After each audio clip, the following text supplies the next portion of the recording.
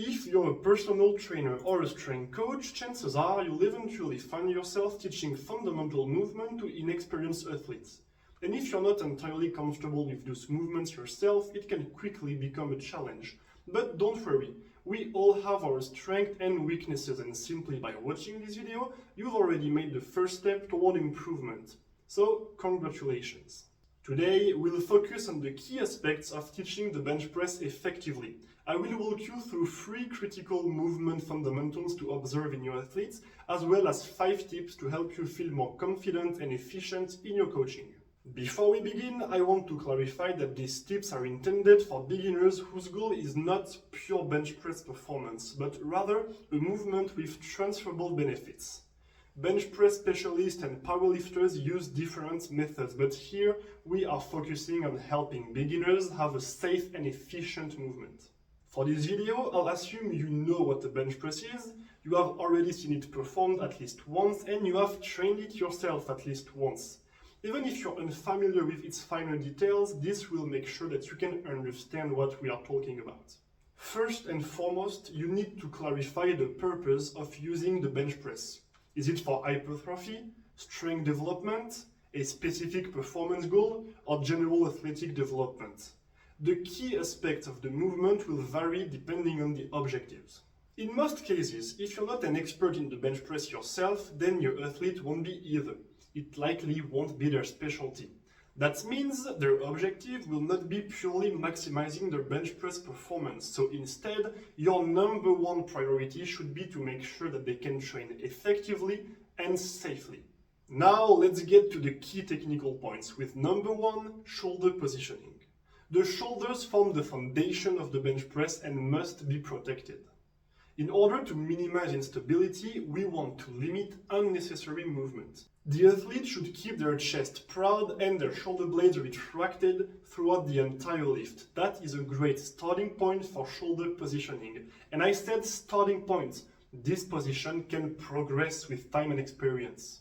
Instead of simply pushing the bar away, the athlete should think about pushing themselves into the bench, as if driving their body backward. This cue helps maintain proper scapular retraction, which enhances both stability and safety. Additionally, a more open chest position allows for a greater stretch of the pectoral fibers, which is beneficial for hypertrophy. 2. Foot placement and leg drive. Foot placement serves 2 main purposes: stability and power transfer through the leg drive. Start by ensuring your athletes keep their feet firmly planted on the ground for the whole lift. And then you can check their position, ideally closer to the bench with a reasonable knee bend. This will increase stability and movement efficiently. Then, if the athletes want to maximize their potential, leg drives becomes essential. However, it is crucial to apply force in the correct direction. Many beginners instinctively push straight down into the ground, but that is incorrect. Instead, the force should be forward, as if trying to slide their feet along the floor without actually moving them. To help visualize this, the athlete can think about kicking a soccer ball or pushing tiles forward under their feet.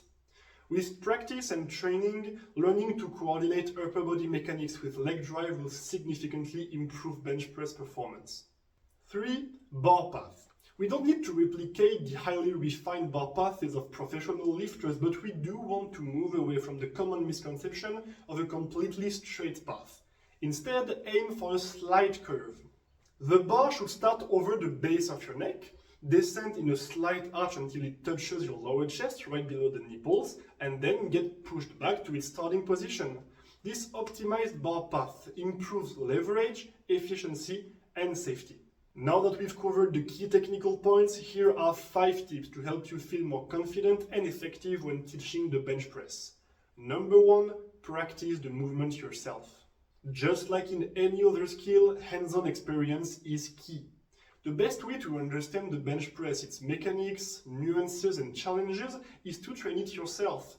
And this advice also works for any other movement. Dedicate time to practicing your own technique. Seek feedback from experienced athletes and coaches. Film your lift and analyze your form. By doing so, you'll develop a better understanding of the movement, allowing you to relate more effectively to your athletes and provide better guidance. 2. Slow down the movement. This applies not only to the bench press but to most exercises. Have your athletes slow down their reps. Implementing a tempo is great to make sure that your athletes maintain control throughout the entire range of motion. Slower reps help reinforce proper posture, correct bar path, and increases body awareness. In the bench press, a tempo on the eccentric phase, so on the lowering part of the movement, is particularly useful. Controlling the descent helps build strength, enhances technique, and reduces injury risk. 3. Incorporate pauses. Pauses can serve multiple purposes. Targeting a weakness. If an athlete has a weak point in a specific part of the lift, then adding a pause there will help him improve. Enhancing control. A pause on the chest ensures proper touchpoint positioning. Preventing bad habits. Pauses eliminate momentum and reinforce stability. Paused reps also increase time under tension, which is beneficial for both strength and hypertrophy. Contrary to popular belief, they're not just for advanced lifters, they are highly beneficial for beginners as well. 4. Adjust hand placement and elbow positioning. Hand placement significantly impacts bench press mechanics. Factors like the athlete height, arm length, or muscular strength all influence the grip width. Athletes with stronger triceps may naturally prefer a closer grip. Those with stronger chest muscle may naturally go for a wider grip. Your job as a coach is to ensure that they can find a proper, safe, and efficient hand placement on the bar depending on their body type and goals. Additionally, pay attention to the elbow positioning and especially at the bottom of the lift. The ideal angle we'll want to have most of the time between the torso and the upper arm will be between 30 and 60 degrees. If it's 90 degrees and over, it's too wide and this will put excessive stress on the shoulders.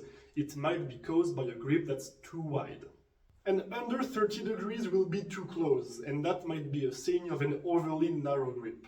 Well, this is not really a problem in itself, it most likely won't be the position in which your athlete can be the strongest. By fine-tuning these details, you'll help your athletes train and perform the movement safely and efficiently. 5. Keep it simple and be patient. Now that you're more confident in teaching the bench press, you might be eager to program complex technique variations or advanced technique. Resist that urge. Clarify the objective. Define why you are using the bench press and what you want your athlete to achieve. Avoid overcomplicating training.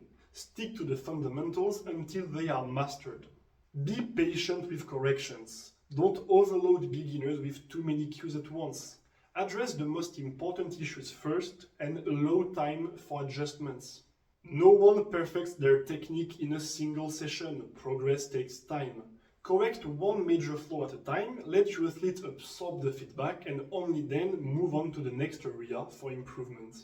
I hope this video helped you feel more confident in your ability to teach the bench press. If you have any questions, suggestions, or anything else, please feel free to drop a comment or contact me through my social that are in the descriptions right below. And if you're searching for a strength coach or anything else, you can also feel free to contact me and we'll talk about what you need. I'll see you next Sunday, and with that, train hard, stay consistent, and never forget, make yourself proud.